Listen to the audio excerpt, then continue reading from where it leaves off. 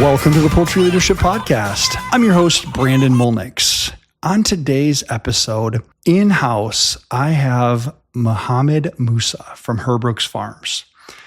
Mohamed is a legend in the industry. If you've been around for any length of time, you've probably had a very positive interaction with Mohamed. He has been working in this industry pretty much his whole career, and what he's going to bring today is not only his story, but also some really great advice for leaders in the industry. Mohamed, welcome to the Poultry Leadership Podcast. Oh, thank you. I appreciate your inviting me to speak. And I can tell you are the first one I agreed to speak. And you are a very, very valuable person because where you are and where you came from, and also for the relationship with Herbruck. Thank you, Mohamed. I really appreciate that. Can you give the listeners who may not know who you are a little bit background? My name is Mohamed Mousa. I am a native of Egypt. I was born in very, very small community, about 5 homes next to the Nile. We had a farm, and I am the oldest on 3 boys. And we had old tractors and stuff laying around, and the farm was neglected. Nobody was really taking care of it. It was banana farm, oranges, and some fields and so on. And my family was in construction, steel construction. So all what you see around the shop is welding machines and things of that nature. So I started when I was very young, about 4 years old, asking to get some gifts in my birthday. And I asked for some chicken, got about 100 of them. Most of them died, and a lot of story about that. The guys in the shop felt sorry for me, and they made me a small aviary system, you can believe, but it had a drawer for the manure. And then I go every day, take the feed for the chicken, whatever I found in the house, and clean the manure. And I learned that you cannot put the manure close to the house, so I had to take it away and put it beside the trees, thinking that I took it away from the house. And later on, I learned that that's a fertilizer, but I didn't know that then. When I went to high school, and my father wanted me to go to engineering school, that I can be the reign of the company and take over, I did not. And I studied poultry and animal production, genetic, and a few other things. Construction, of course, I had to study it because I didn't want to, but I had to study it because you don't get allowance and get money unless you listen to that. It helped me over the years, believe it or not, that now I can understand how to build chicken house, how to ventilate it, how to do that. I learned all of this, not intentionally, but because I was ordered to do. I started working in the poultry business, started in genetic company, then after this grandparent, then parent stock. And I did that for about 12 and a half years. Then after that, I was running around the world, of course. If you are a technical guy, they tell you where to go. Didn't have too much wisdom, so wherever they send me, I go, and I was go-get-it guy and build a little reputation of loving the chicken, loving the animals, know how to get production, and so on. Even I slept with baby chicks so many nights in a bale of hay, and I didn't mind at all taking a shower with very cold garden hose, sometimes if Saudi Arabia and these hot climates. Anyhow, after that, I got married, and I have kids, and I had to choose between traveling and enjoying the other countries or take care of the family. And of course, I choose the family, and that's when I started a small business in the country of Iraq. And because I was a foreigner, I had a big problem with the rules and the governments, and I took my money, they kicked me out. Then I had a job offer here in the United States, and I came in to do genetic selection. I didn't know if I would succeed or not, but I did. And after that, went to take some classes for DNA typing. And my professor, a great, great man, his name is Robert Washburn. And Dr. Washburn told me, "You're a smart guy, but you are a dumb professional." So I said, "What do you mean?" He said, "Go in management. We will soon have a high school kid with a computer. He could do better than me and you in that genetic thing you are running behind." And I said, "Okay, thank you, sir." And I got the first job in the leather industry in 1993. And I am still doing it till now. And that was with which company in 1993? Was L&R Farms in Georgia. And a lot's changed. So, Mohamed, not many people have a story of being multinational and getting all of these opportunities to learn. Because what I've learned from you is you like to learn. Maybe not what you're told to learn back in school, as you said, but you learned. But just in general, you're a lifetime learner. How has that lifetime learning continued after you got your first management job? Well, I had management jobs before, but it was not in the leather industry. I had broiler breeders and grandparent, and I did some genetic work with genetic selection against, lymphoid leukosis and other diseases, Merrick's and others, was causing a lot of damage in the poultry industry worldwide. And I had such a great people to train me. And I can mention many, many of them, but I will mention 3 people whom had, that they are not living at this time with us, but they live in my heart. One of them is Dr. Twinicle, and he was the president and top veterinarian from what used to be called Eurobreed. Nowadays, it's Hendrix Genetic. And the other one is Dr. Nagel, and he is from Germany, and he was a teacher. And he taught me how to teach. And I will say something about this man. One day he told me, I was asking a lot of questions, and he told me that, he said, "I will tell you everything under one condition." And I said, "What is that?" He said, "You have to pass this knowledge to others." And I'm doing that now. The third person, his name is Rick Berger. And Rick Berger is from Virginia. And he was a tough boss. But he believed on me, and he gave me a lot of confidence, even when I did not know what I need to do. So I go to a farm and let's say in Turkey, and I don't know what I am looking at. I am young, green, yes, have a lot of knowledge in my head, but I couldn't explain it. And I go to the hotel room, I call him, sometimes he answers, sometimes not. And he sometimes leave me overnight to grill my head a little bit, to find a book or some to read or something. We used to carry books with us. Our internet was in a briefcase, And he answered me in the morning. He knows, of course, here I am, what time and all that. And he tells me, look into this, look into that, look into that. And he ended his words to me by, get those guys who running that farm and explain to them what I just told you. Don't get in trouble. He used to end his advice by don't get in trouble. And I didn't know what it means, don't go to the bars and all of this stuff, till he explained it to me when I was married. He said, I think you know what I mean now. That is the foundation. Through my career, I understand you are, as a leader, as good as your team. And you are as weak as your weak team member. So I spend a lot of time looking for knowledge, ask questions, get information, and train the team, that the team and I can, as a leader, carry the responsibility together and get the best of both worlds, the academic side of things and also the practical side.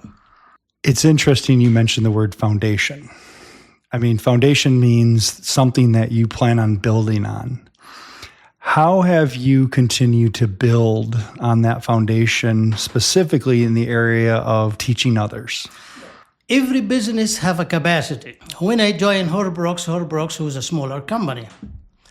And as the company grew, I had to add another team members, but also I appreciate Herbruck's family, especially Stephen Herbruck and Greg and Herb, for let me do things the way I thought it's beneficial to the company. So I hire college graduates, and even if they don't know much about egg layers and egg layer equipment and vaccination and all those things, then we teach that. And when we start preparing and training, you're not prepare and train for your own good. You are training and preparing for the good of that person and also for the future of the company, that the company can have way to grow and way to serve the customers. Because end of the day, even we produce eggs or produce broilers, we have a customer we are serving, and we have to serve our customers very well. With that growth, you've affected a lot of people, not just on your team, but also a lot of the people that I've heard from that know, Mousa, as you're well known in the industry for, you've had an effect on vendors. How do you translate leadership from the farm into the vendors that you've affected so positively? The people whom you deal with, either inside the company, what I call it your staff, or the outside, your vendors whom supply you, or your supplier or supply chain, or even people you talk to in academic establishment in universities like professors, let's say, and so on, you get a certain level of humanity connection. You connect with those people in a level much higher and much greater and much pure than the business transaction. And from my reading about the human ability to be above all the money and the profit and all those things, it's the guidance which you come end of the day and you say, is everybody is winning.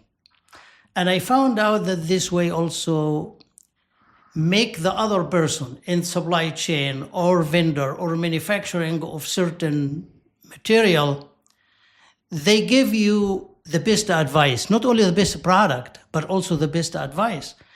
And through those years, which now in the United States, I've been working for about 36 years, the friendship with people I worked with from the time I started till now was still connecting.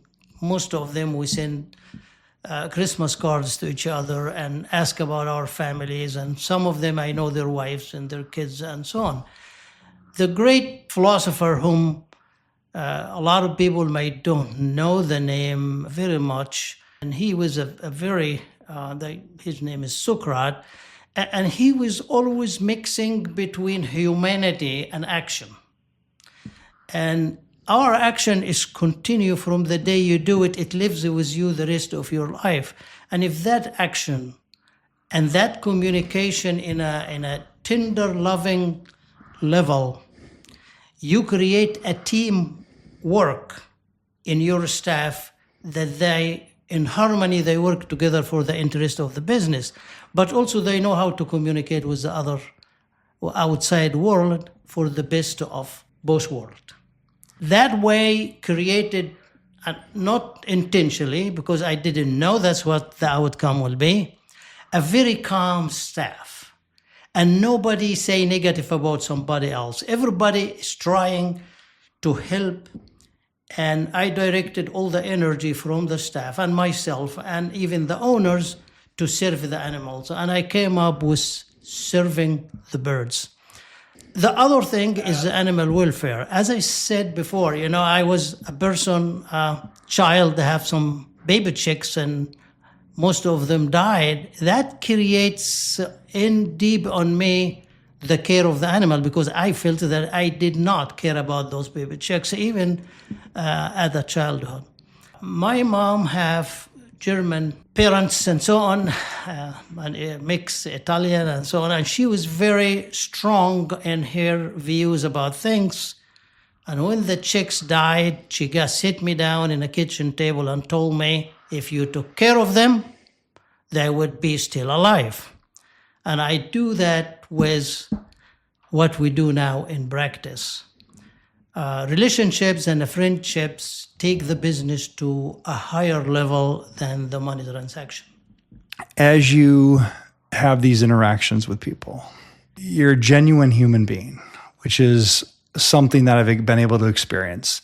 I had the pleasure of running into you at the airport, and you took the time to sit and mentor me, a person that you knew of through company that Prism controls, but I could tell you were immediately into coach mode, into mentor mode, and it was so inspiring in this industry of folks that, in the busyness of travel. You go to all kinds of events, you're asked to do all these things, but you took that time to invest in me.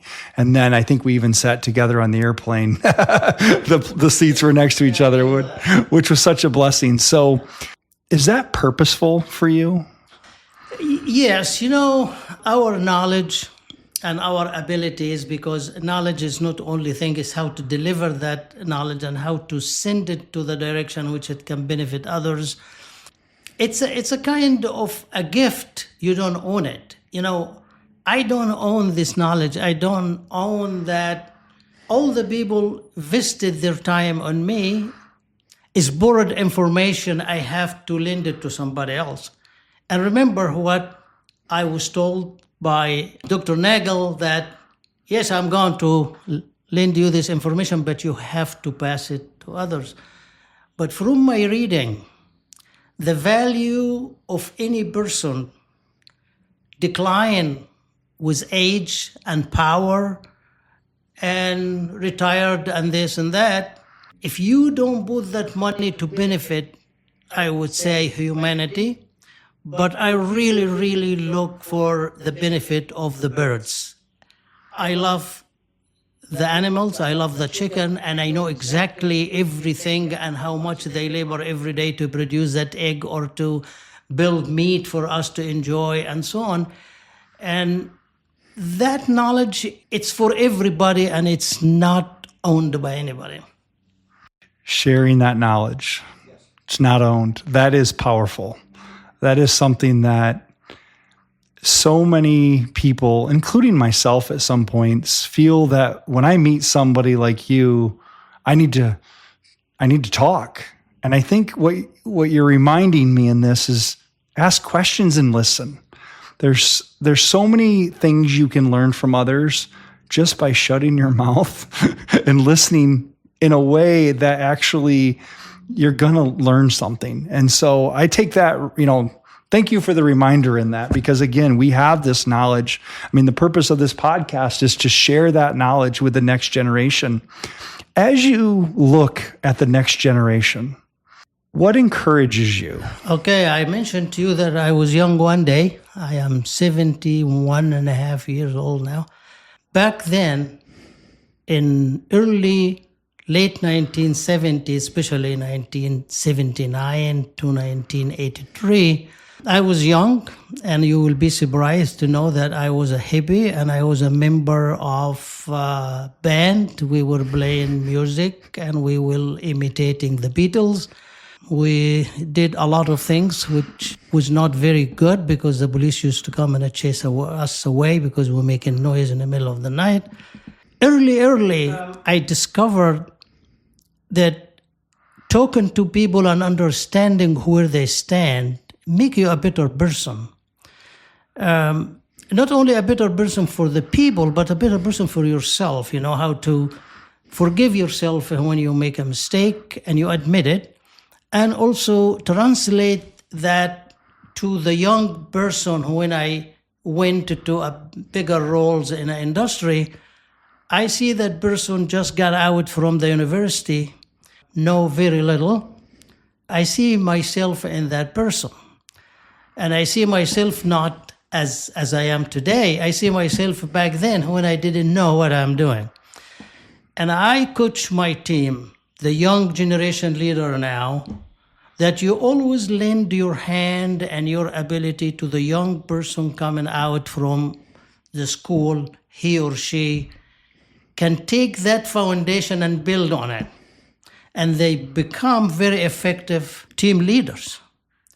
And they will make the operation to run just like an engine. Every part of the engine synchronized with the other part to bring that horsepower, which is a company business, and benefit every person paycheck. In the end of the day, everybody benefit. But the big benefit from all of that the animal welfare for the chicken become not just a word or written plan, or it become a daily practice. That if somebody see a bird, let's say, hang in the wire, very quickly they go take that bird, they look at it, and we created something, we call it a hospital, all resting area, take them away from the general competition and put them feed and water and all of that. That tender loving to the chicken can also transfer to that young people coming up, that they can future leaders in the industry. I can tell you're passionate about the bird. I can see it in the way you talk. I have the pleasure of being face to face with him, and the passion that he has for birds and chickens and people. You're blessed. I mean, you see Gen 4 of the Herbruck family coming through, as we call them, and other folks call them. So I asked what encourages you about them. What's something that you're worried about? First, I want to say that the young generation, I really believe strongly, they have more resources than what somebody like myself had. They're much more intelligent in getting things done quicker, time saving. What I used to do in a day, I understand right now, they can do in 5 seconds. And I give you an example. If I want to look to a flock layers performance and I want to get mortality, eggs per hen houses and all that, I used to have that in a card, and you have to write it down and you have to look at where I put it and this and that. Well, today, then we went to the Excel sheets and all that. Well, today you ask the question, you get the answer in less than 2 seconds. So they are smart, but they need the direction. And there is one more thing which is very, very critical for business. Most of the people, young generation now, try to glide over the effective line. This is my analysis.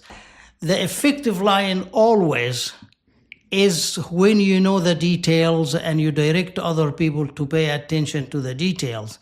This is live animals. This is not a piece of machinery. You can turn it off. And those animals 24 hours a day.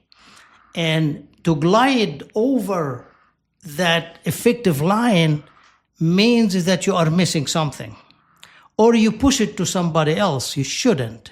And my advice always to the young generation is, it's your responsibility, it's his, it's hers, it's everybody.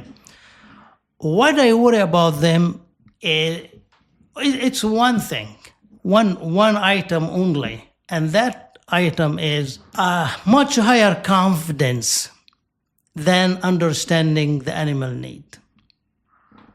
The animal need cannot be looked at as he will take care of it, it's okay, or any of that. The animal need is the animal need to be specified, need to be explained, and need to be followed. And I am a board member with the International Animal Welfare Alliance, and also I chair the layer subcommittee. The animal welfare, it was on me before even I start go to university and study, because my failure early in age. Animal welfare is always a money maker for the business, because you have healthy chicken, you have caring people, and you have a way to develop a better practices, because you have healthy chicken. You can do a lot with healthy chicken to get better production. But you cannot do that with unhealthy birds. So you've been with Herbruck's since what year? 2005, August 2005. I'm getting very close to 20 years. Okay. So in that time, Herbruck's, from my understanding, did a lot of work in understanding what a healthy flock, healthy numbers of caged, and then the numbers of birds in cages, and really worked hard on those numbers. What have you seen and experienced as to how to really focus on the bird?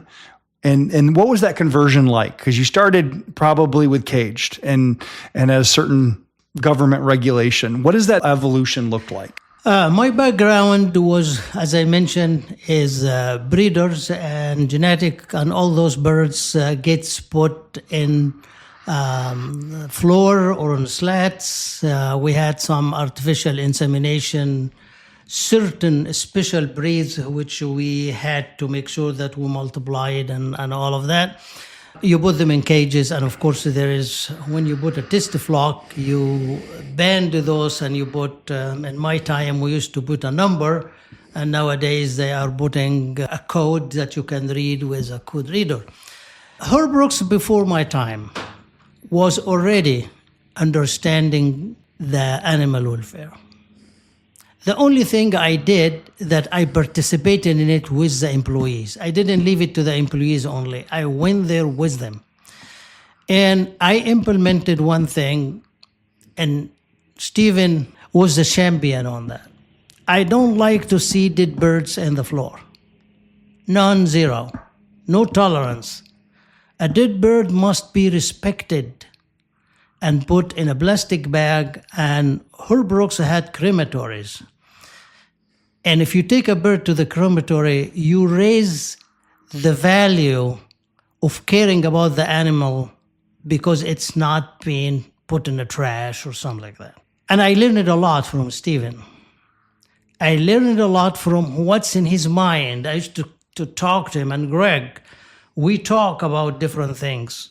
They say it a certain way, and I go do it another way. But in the end, it's in the interest of those animals. I worked also with other companies. I worked with Rose Acre and Ohio Fresh and other companies. And our industry blessed with good leaders, regardless the price of eggs or this or that.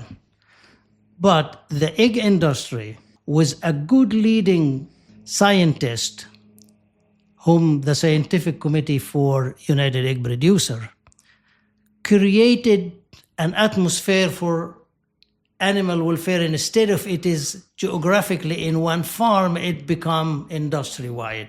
Different levels, yes. But in the same time, it took over in the country, and my pleasure to say that the young generation coming out today, they found it already and they are adapting it and using it. So what we did back then, and it was a conversation, and it was, is it right, is it not, how many square inches, how many this, how many that. Today is a very stable foundation. It's made from concrete right now, and every young person coming out is building on it. Did we do a good job? I know to determine, it's, do we know exactly what's animal welfare supposed to be? Well, maybe some of us say, yes, I know, and some of us say, well, it doesn't pay, and this and that. But what it is a very powerful direction for the young generation to develop a good way to serve for those animals and to produce food not produced under stress. Stressed animals is going to taste completely different in their product than animal is not stressed. Interesting. I mean, to see that, the foundation's been set, you have evolved through your career. And I like to ask the question, you mentioned as a kid, a pivotal moment was when you lost the birds. That set your foundation of valuing the bird. Is there another pivotal moment where maybe you made a mistake, had something happen that really changed you, that you would share, that could help maybe somebody else not do the same thing you did? Yes, many of them. So I will mention a few. And I mentioned some about this, that the team have to work together. I was overseeing a flock of breeder in Turkey, up in a mountain. And the baby chicks was coming from Holland, from the Netherlands. And I supposed to be in the plane. It's a charter flight and it's not very comfortable, but you gotta be in it. I went late about 10 minutes and the plane, I seen the plane in a tarmac, but they did not let me get in.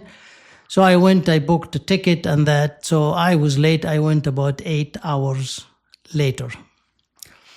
The people home in the farm, I was assured that they will do. I called and I left a message with somebody. You know, the phone was only in the office, so you leave a message and somebody take it to the field. And those were 7,000 birds. I remember the number.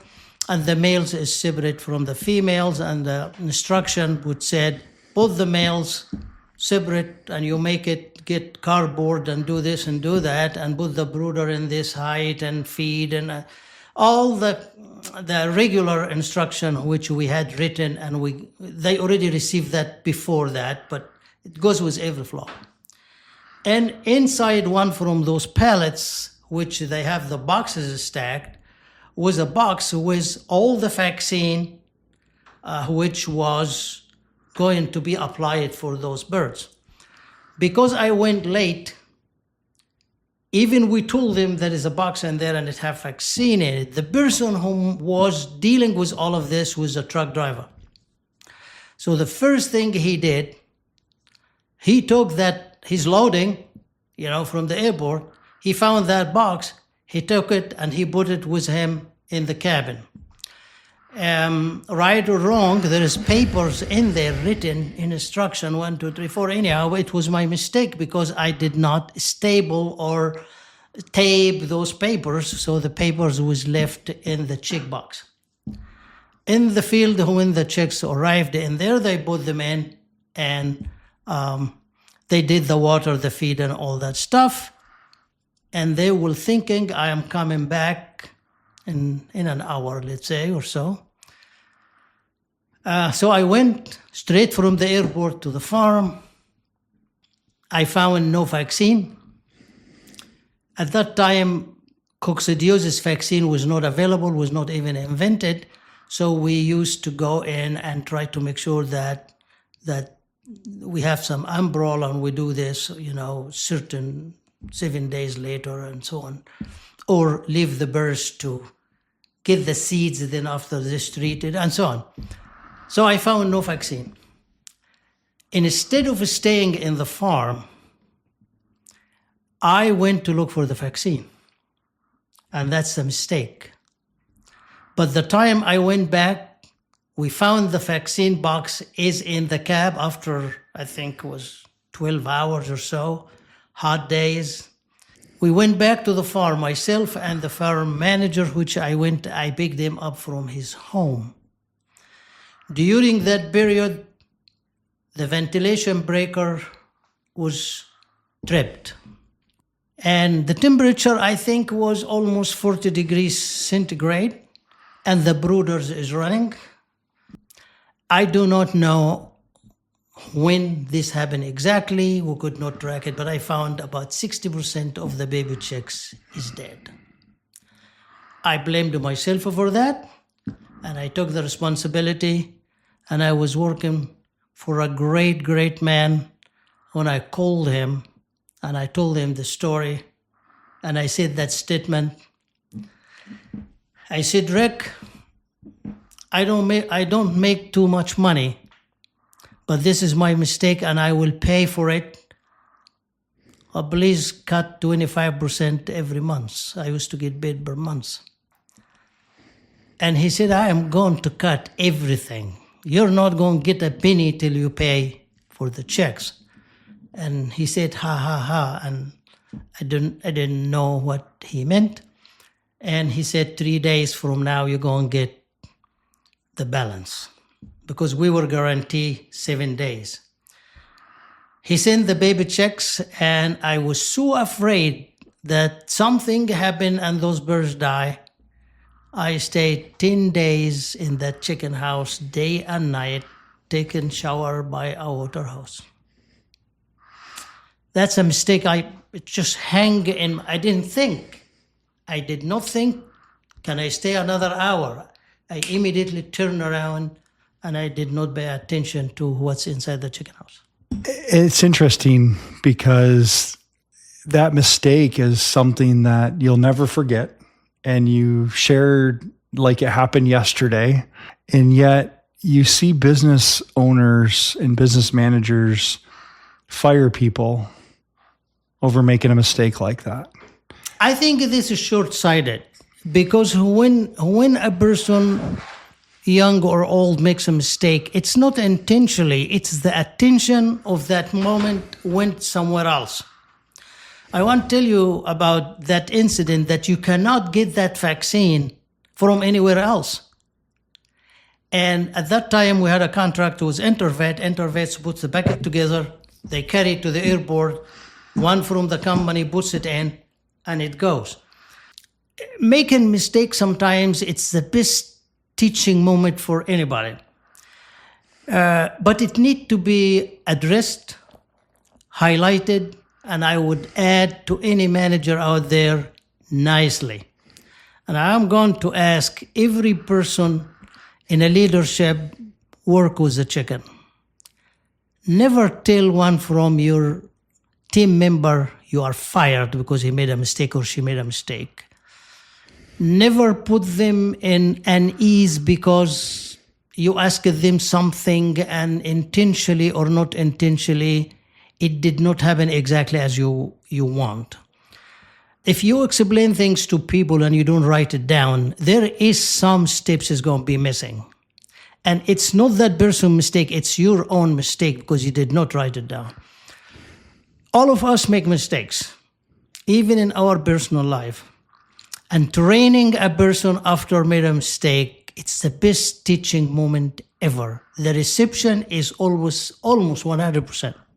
I've found in managing people over the years that if it truly was an unintentional mistake, it is that best learning opportunity. And they may never do that ever again if it's in their power. There are mistakes, systems, as a controls company, I mean, we try to prevent every human mistake that's imaginable out there because somebody made that mistake of the breaker tripping and no alarm back then to say, hey, there's no power to this. And what did that change over time was, hey, we probably should put a monitor on the power. And if it goes out, we alarm somebody, we tell them, because humans, there was failure points all along there. But yet it's one of those things that as leaders, we don't look at the mistake as always the person, but the process. What could we do as leaders to keep that from happening again? Because it's going to happen again if we don't do something about it. And that's on leaders. When something happens the second time, that's on leaders every single time. Comment on that. That incident was a breaker. It's not only put me internally as a person failed to take care of the animals. I did not care how much it did cost, but I see did baby chicks in the front of me, and I was very moved by that. So after we got the other birds and we put them in, I sit down and it's a pail of hay. They get they don't have wood shaving, so they had hay. And I was sitting in it, and I said, what I need to do now? And my eyes went to the breaker box. I knew electric a little bit, so I asked it if they have new breaker, and they said no. I said, do you have electrician? And they said yes, but he's so many miles away, kilometers away. I said, can you ask him to come here? I'm not leaving, I'm staying, because I was afraid that that breaker trip again. Then the electrician came in and he said, oh, that's too much load in one breaker. We have to separate them. And that solved the problem. He put 3 breakers in there because when everything runs, it was overloading that breaker. So if you put a new breaker, it's just a matter of time in that heat, which is going to trip again. And this happened, we talk about mistakes here and not understand the timetable. This was in the 3rd day that I thought about it. And if I was not sitting in the front of that breaker box, I may not know it. My advice always is don't leave the place till you analyze the problem. And I do that. I can sit in a chicken house for hours because I don't know what I'm looking at. As you get to that point, you're 71 years old. Most people retire at 63, 65 years old. What kept you going for the last 6 to 8 years? My love to my profession and my love to my team and the owner of the company. I will not be able to just give Herbruck's family their deserved credit. Not only with me, but with everybody work there. And you are from the community and you know what they do. My love to the animals is always drive me to say what I can do better, not only for the animals, but how we can reduce mortality, how we can improve productivity, how we can retain feeder longer. There is a lot of science and research out there. There is tons of universities put scientific data out. And I took it in my own that I am that conduit, that I can bring some from that to the team. Sometimes we succeed, sometimes not. But in the same time, if you work on it and you get the help from the scientific community and transfer this to your team as practice, you can make wonders. And I give you a little example. The company I'm working for now, Herbruck's Boulder Ranch, is the only company is MS and MG negative. No vaccine. It didn't happen because I want to. It happened because we have a good team, we have good practice, we have good owners. We have owners value the employees, but value the customer. Where the egg goes, that customer gets a lot of attention from our owners and our team members. And it's not one time, it's every day, every meeting. That the customer in the center of the discussion, equally with the animals and the animal welfare. How we feed the birds right, how we take care of them, how we ventilate them. Also the sense of community. You want to make sure that you are not creating a bad odor and spread all over the place.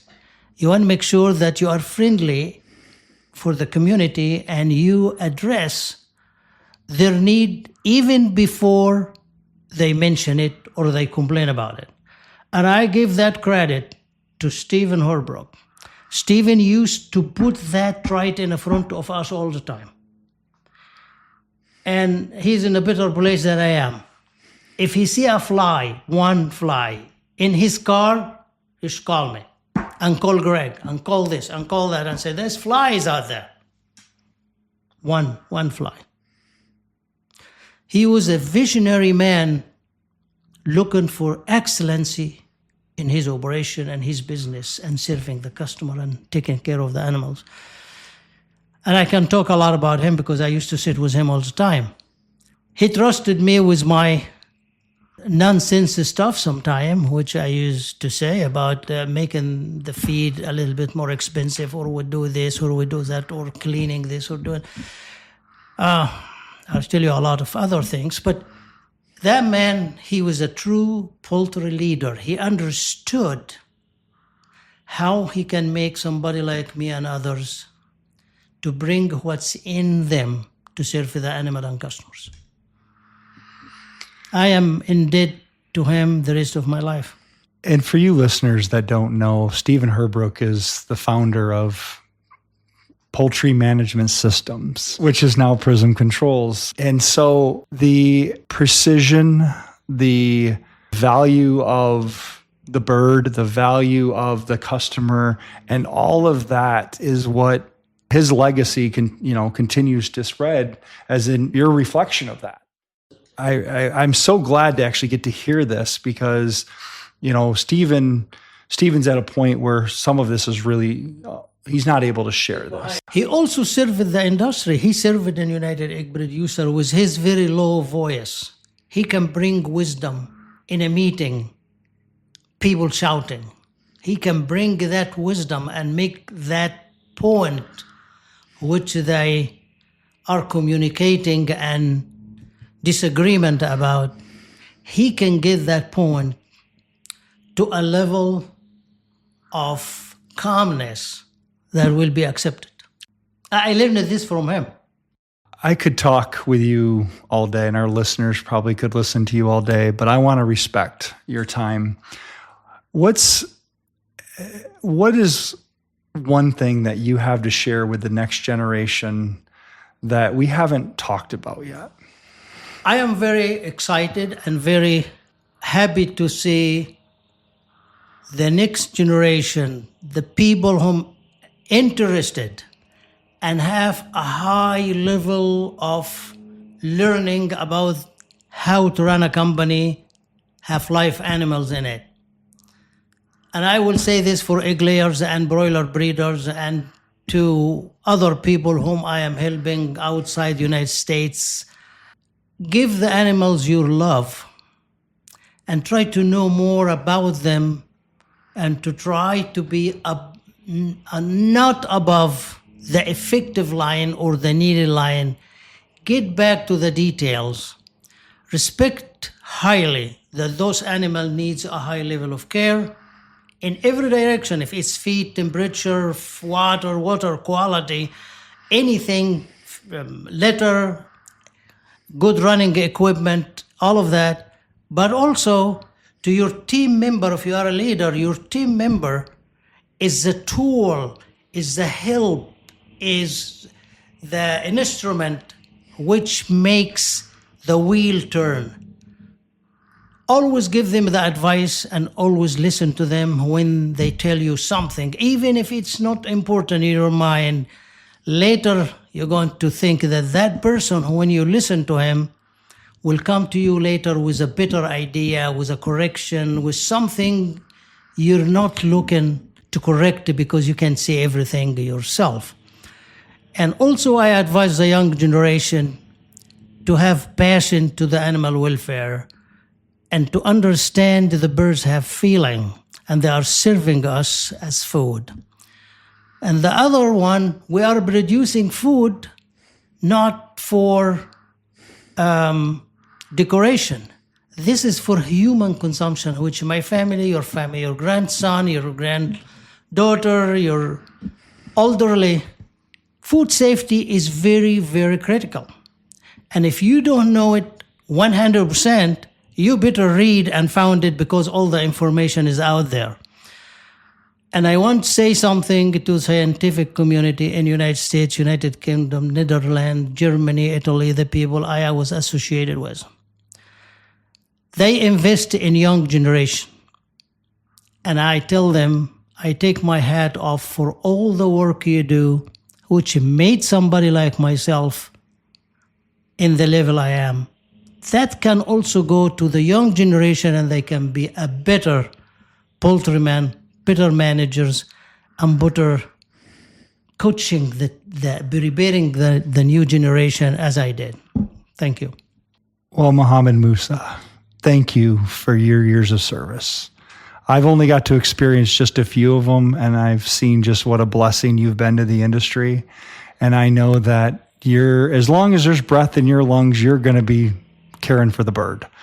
There's no retirement that will keep you away from this industry. I don't have a plan for retirement. If I exit where I am now, I am just going to do something else. But I am eager to serve, small, big. I am one of the people whom you can say Life is about serving others.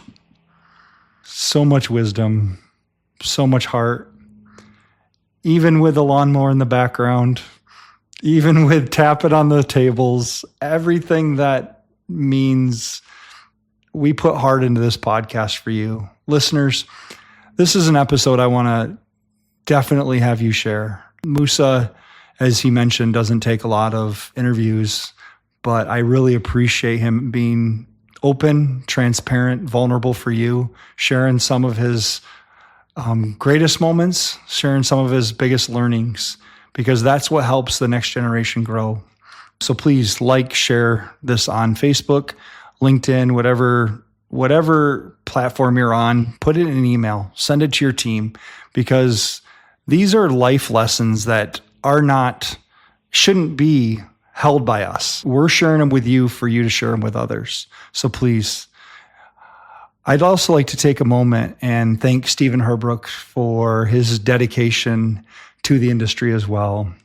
Personally, I've been affected through Prism Controls and get to see how his passion for technology has shaped the tools that most farms use today in the US. He's had some contribution to the advancement in technology that's still used today. Some of his original inventions are still maintained by customers and maintained by us. And without leaders like Stephen that were just innovative, saw the leading edge of technology and said, hey, mom and dad, I want to use this to help our business. And not only help our business, he could have held all of that, but he shared it with the industry.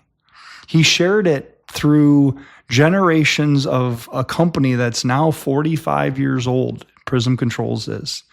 And if you aren't familiar with Prism Controls, please, prismcontrols.com, check out their website. They bring this to you because they believe in sharing this vision with you, the industry, because ultimately together we're going to feed the world. So thank you, listeners, and have a great night.